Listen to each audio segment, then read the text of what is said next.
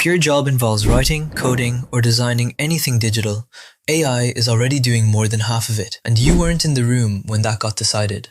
What if AI replaced your job tomorrow? Not eventually, tomorrow. And here's the part that should actually worry you. It's not which jobs go first. It's that the experts have been getting the order wrong for years.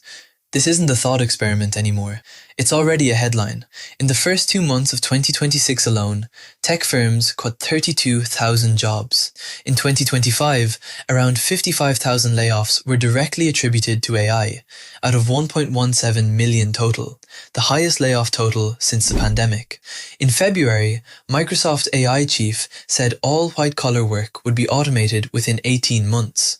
Weeks later, Anthropic CEO said AI could wipe out half of all entry-level white-collar jobs by the end of the decade, and called it humanity's rite of passage. Cheerful. Not everyone agrees, for what it's worth. Cognizant CEO argues AI mostly acts as a force multiplier that creates more skilled work, not less. That's just not the soundbite that's been trending. Here's the twist. For years, the textbook example of a job AI definitely couldn't touch was radiologist. It's now on the hardest to automate list. Meanwhile, writers, programmers, and digital designers' jobs nobody was sweating a few years ago are facing over 50% exposure. The experts didn't just get the timeline wrong, they got the order wrong. So if nobody can agree on what falls first, who actually ends up okay and who doesn't? Because this isn't one story. It's two very different ones, depending on who you ask. Researchers at Brookings identified about 37 million highly AI-exposed U.S. workers.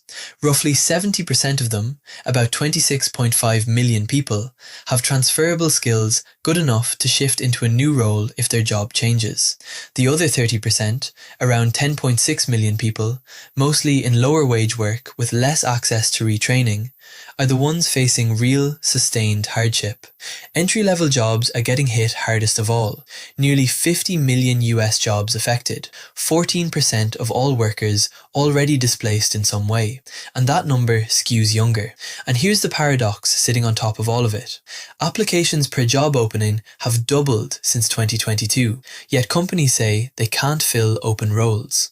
You'd think all that AI-driven growth at least funds a soft landing for the people it displaces. It doesn't, really.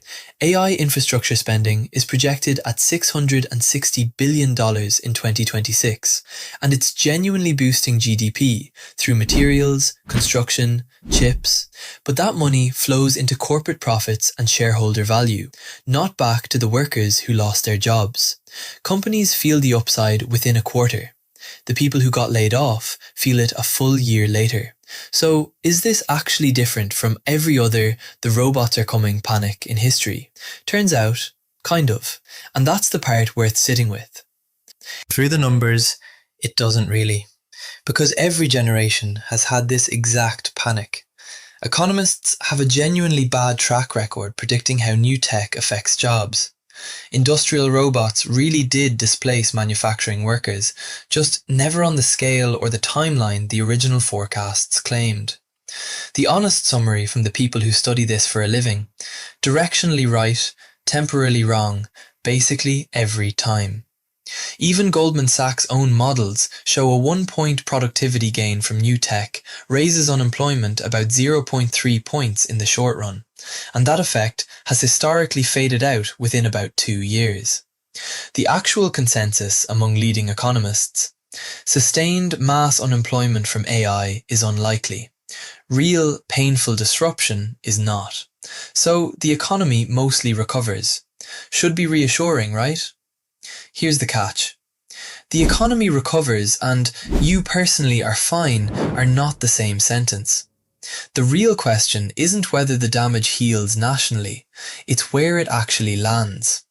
And the answer breaks pretty much every assumption you have about who gets hit.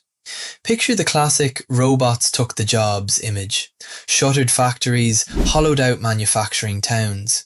Now forget it. That's not the map this time. New research mapped something researchers are calling wired belts, and they mirror the old Rust Belt's decline, except they're hitting the exact opposite kind of place. The white-collar, digitally connected metro areas that were supposed to be the knowledge economy's winners. Silicon Valley leads every region in the country at 9.9% of jobs at risk. Massachusetts is the single most exposed state at 7.35%.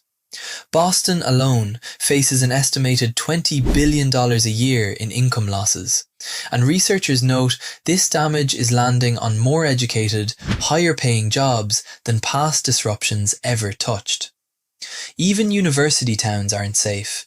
Boulder, Ithaca, Ann Arbor, Madison, and the Research Triangle all rank in the top 25 highest risk cities in the country.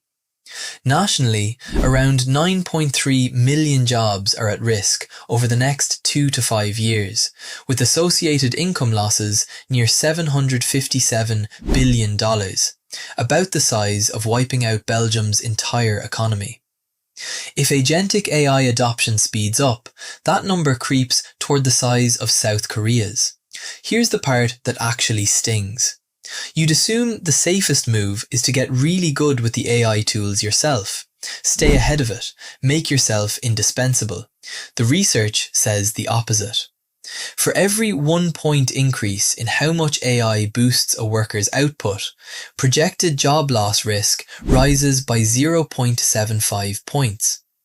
Getting better at the tool is exactly what makes you easier to remove. The skill that was supposed to save you is the thing measuring how replaceable you've become. So if even getting good at this doesn't protect you, is there anything that does? Every past wave of automation just took the task and left the job standing, and skill was always the thing that protected you. Neither is holding this time, so something must be fundamentally different about AI itself.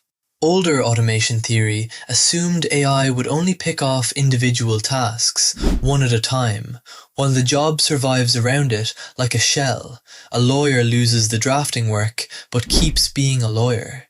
That assumption is exactly what's breaking right now. The newest research on agentic AI argues it doesn't just take tasks anymore.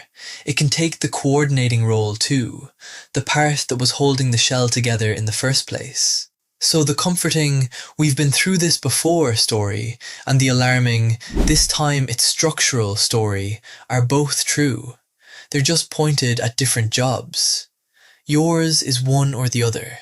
Nobody can tell you which yet. So no, you probably won't lose your job tomorrow. But if it involves writing, coding, or designing anything digital, maybe don't get too comfortable with probably. The real question isn't whether AI changes your job. It's whether your job is a task list or a shell. Only one of those survives. Subscribe for the next What If, and tell us in the comments, task list or shell? We want to know what you think your job actually is.